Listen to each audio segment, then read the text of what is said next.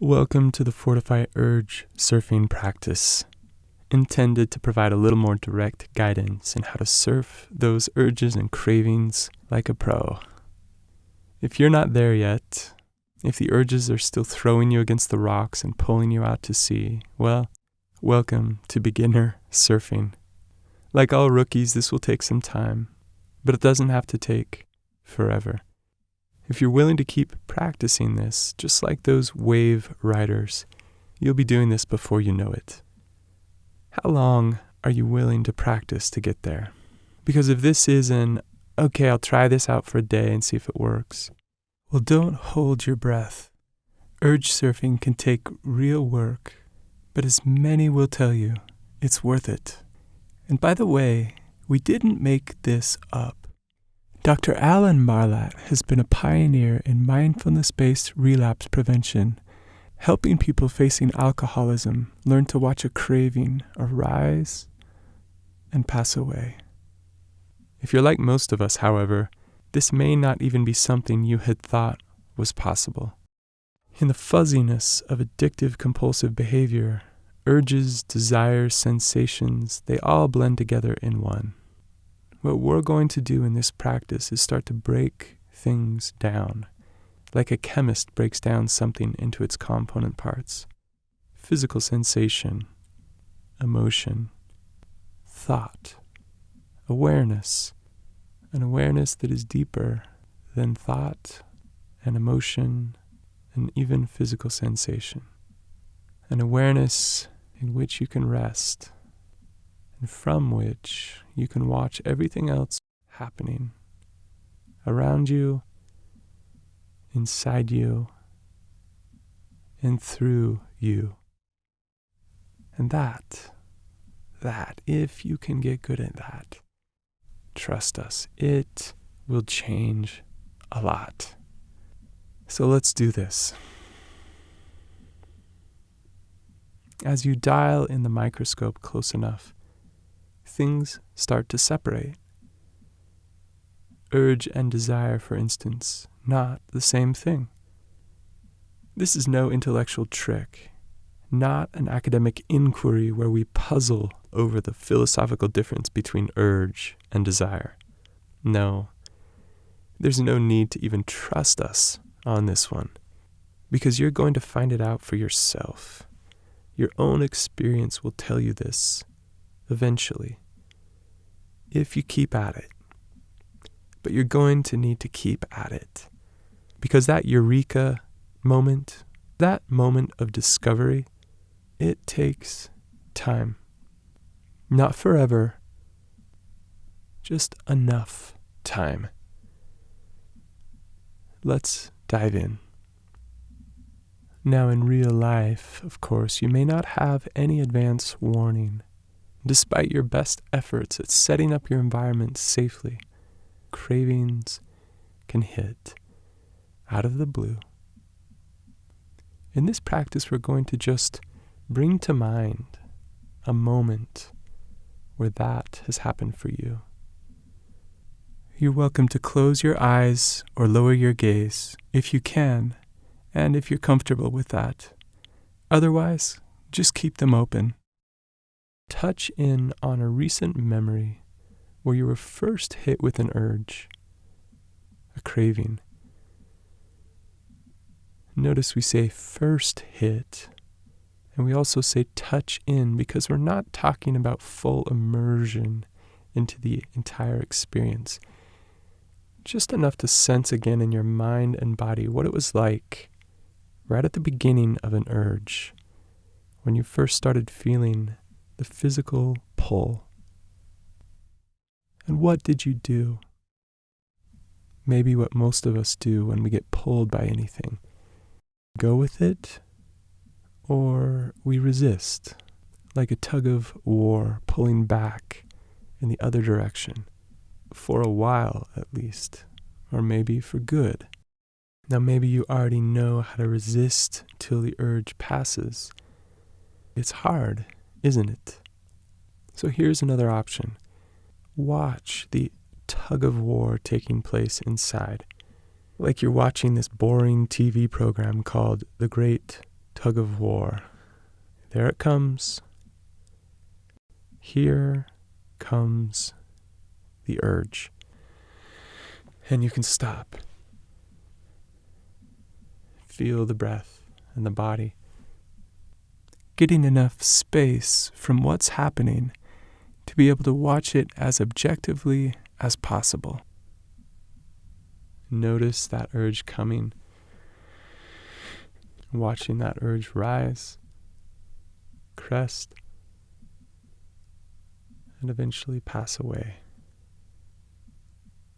You may be thinking, wow, that's not my experience. I've never seen that happen. Not a problem. This takes some time. Of course, we are just doing this practice based on a memory that you've brought into your experience. And in real life, things get more intense. It's more challenging. The more you practice in advance, the better you'll be in the moment. So come back and try this again, over and over, as much as you need. Realize it's not just the urge we're watching here. It's how we're responding to it, how it shows up in the body, what emotions arise. Do you feel yourself resisting at all? Watch that. Do you feel yourself wanting to get pulled in at all? Watch that too. Resistance you notice inside. Desire you notice inside. All as a part of this unfolding, interesting, complex experience. An experience you don't have to keep getting pulled into. An event you can learn to watch until it passes. If you notice your desire starting to get drawn in, step back. Watch it. Okay, I'm starting to feel pulled into this. It's really strong right now. If it helps, you might imagine all of this happening on the other side of double-paned glass, watching in on what's happening. There, on the other side of the glass, is your body, hit with the urge. Wonder what's going to happen.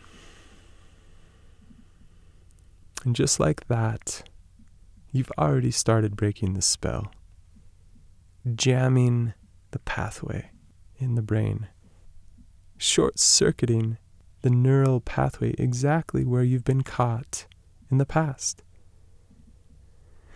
See, if we don't do anything, that urge, which activates the lower part of the brain, can sweep all throughout the brain and hijack our frontal attention. Unless we notice exactly what's happening, exactly what's going to hijack us. And with the calm of an airline pilot, we step away from autopilot, noticing what's happening, pushing away, noticing the sensations and the emotions. Before long, those hijackers give up, and they're gone. Rising, cresting, and passing away. Like all things pass away. No urge lasts forever.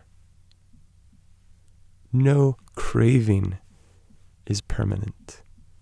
Urges typically last 20 minutes, with a lifespan much shorter than a fruit fly, if we can only let it go. Let it die, instead of chasing it around the room, insisting that we make it stop. Watch that body.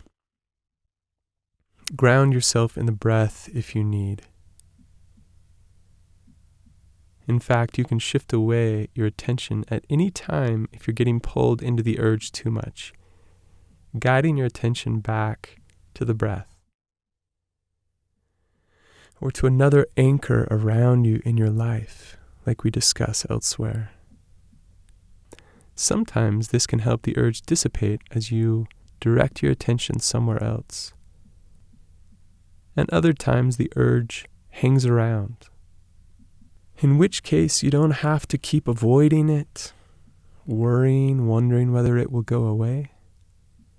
You can bring your attention back to the urge, facing it without any fear, knowing that as you do so, you can find space to make your own choice. You may not feel that right now, but keep at this practice, watching the urge arise and move through you and then leave you. That is exactly when your moment of discovery comes in. Wait a minute. The urge is gone. I'm still here, and I don't feel that desire to use anymore. Urge passes, desire passes. Whatever desire you thought you had to use, feelings like you needed to act on this, just left with the urge. Isn't that interesting? It'll be back, but that's okay, because you'll be ready. And if you're not yet, then you will be one day. If you don't feel able to do this yet, you'll get there. Keep practicing.